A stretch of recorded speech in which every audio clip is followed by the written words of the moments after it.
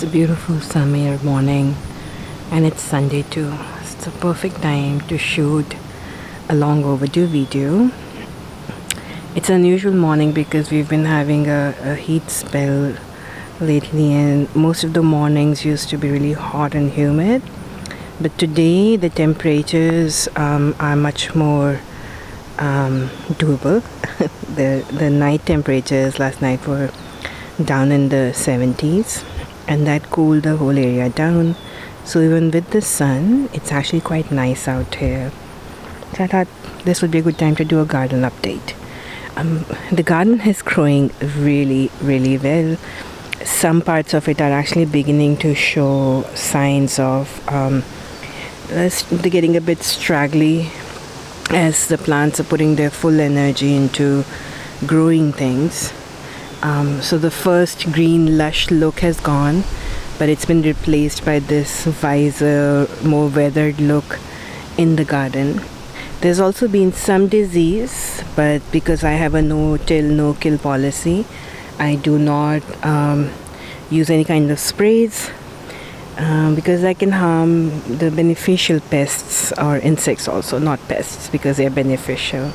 For instance, I have these swallowtail caterpillars growing and feeding on this volunteer fennel that's growing straight out of wood chips, as you can see at the bottom.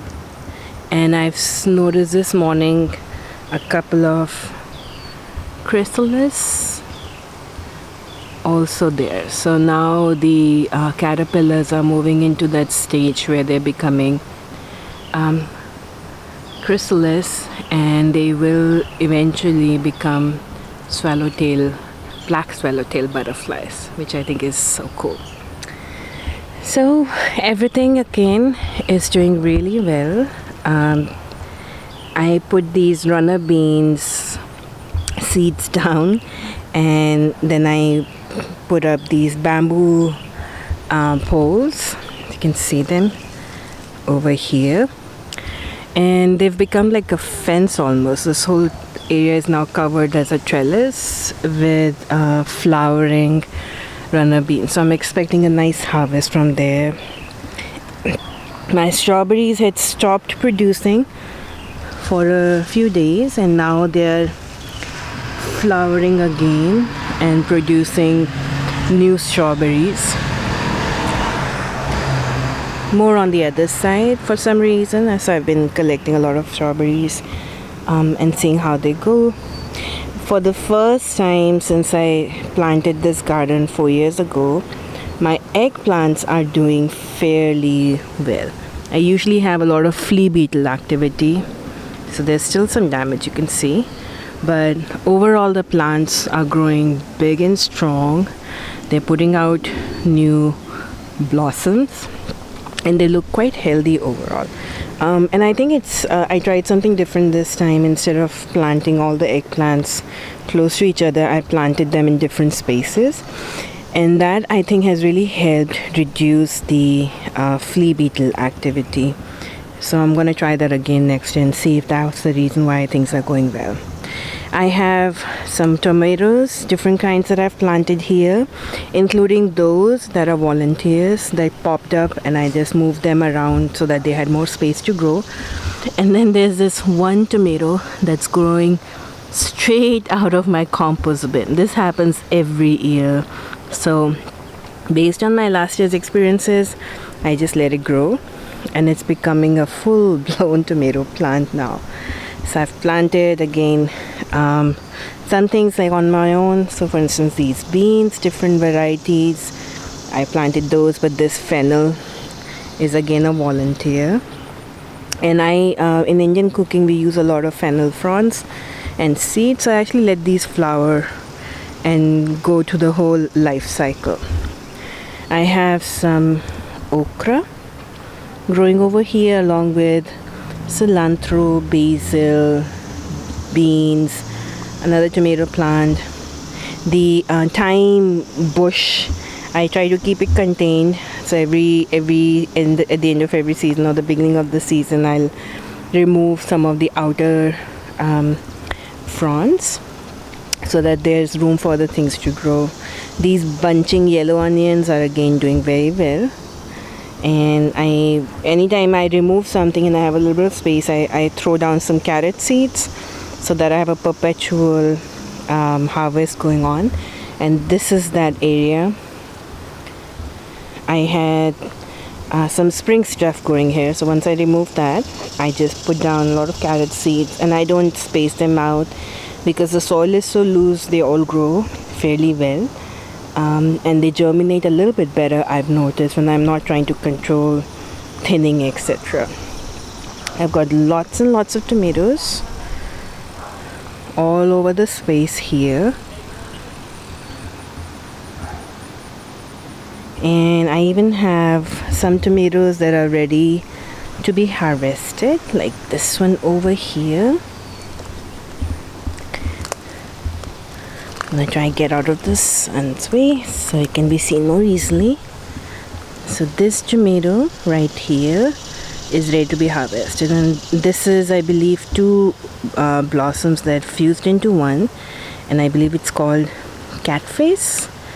So it's perfectly edible. I'll just cut out the parts that are not so good and then use the rest. You know, why waste when you can use it? And I have some more tomatoes that are ripening up over here. Again, these are different varieties. So I harvest them as I need them. Eventually I'll get to a point where I'll have to harvest them even if I don't need them, and then I'll try to turn them into purees and freeze them so I can keep using them for a longer period of time. Some mint growing here that I harvest every morning to make my mint chutney for my sandwiches, as well as pubunai chai.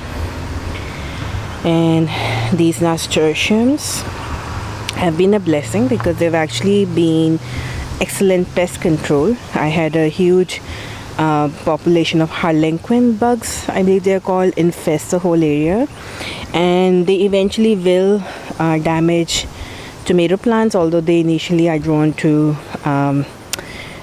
things like cauliflower, cabbage, etc., collards. But if they run out of that, they'll eventually damage tomatoes. But what happened here was these nasturtiums that are growing in profusion drew those harlequin bugs away from tomatoes to themselves, and they are able to overcome the damage caused by these bugs eventually. So let's put this tomato over here. I'm gonna harvest maybe this one, or maybe wait another day before I harvest it. So I think I just saw a harlequin bug over there, but I think it's gone off now. So like I said, I don't spray anything, and part of the reason is I don't want to kill what's growing here, including the bugs. Here's one. And it's also an experiment. I just want to see if that's the right approach, but so far it seems to be working. I do have some damage on some tomatoes, but not so bad that I'm losing the entire crop completely. I had put down a lot of beet seeds, and they all germinated and produced these beautiful beets that I've been harvesting from time to time. My sweet potatoes, those are just two 7-gallon bags that have overflowing sweet potato leaves. And then of course my whole row of potatoes, I've already harvested 5 bags from here. They were showing some signs now of disease, so I harvested them, but as much as possible I'm gonna let the rest grow and harvest them as I need them, or to the point they get to the end of their life cycles. Here's something else that's amazing. This sunflower plant, lone sunflower plant that's loaded with sunflowers, is growing straight